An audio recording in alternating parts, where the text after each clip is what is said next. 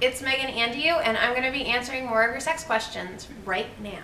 So today's question is, I found the G-spot on my girlfriend, but how can I make stimulating it pleasurable? What can I do? So the first thing I would say is to discover what type of G-spot your partner has to make it easier for you to play with them.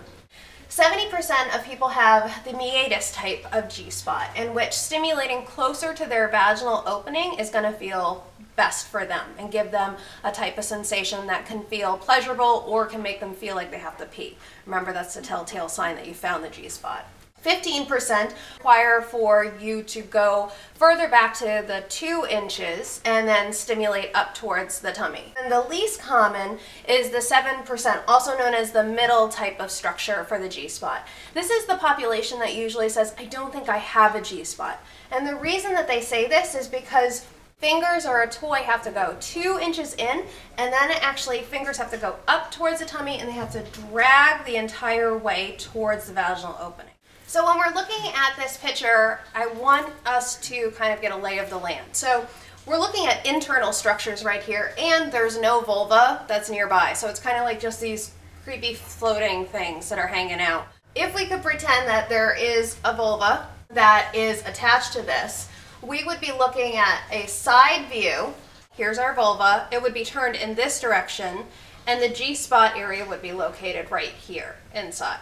So just to give you a lay of the land, like this. Now in terms of structure, this has the highest concentration of periurethral glands. And we're using this as a kind of a description of what the periurethral glands look like.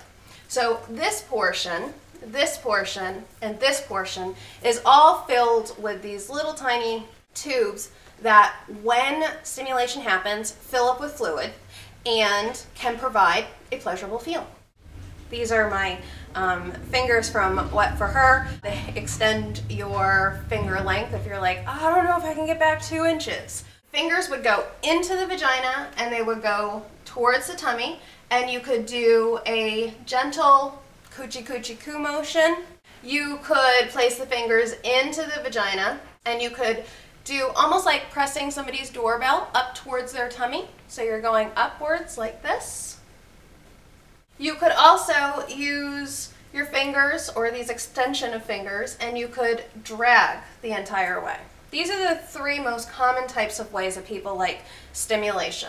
So coochie coochie coo, ringing the doorbell, or a stroking action.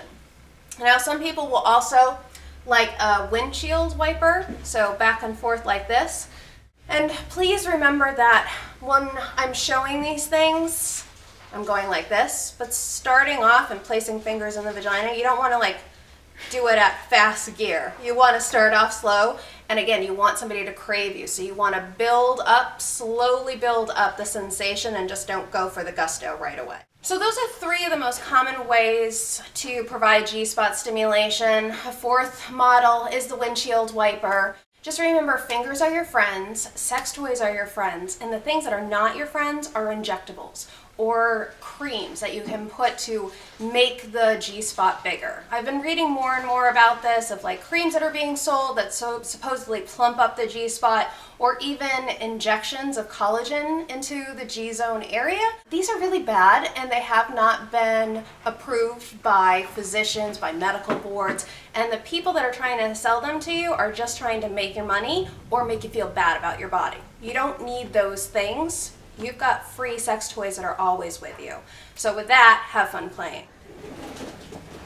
Now, wasn't that fun?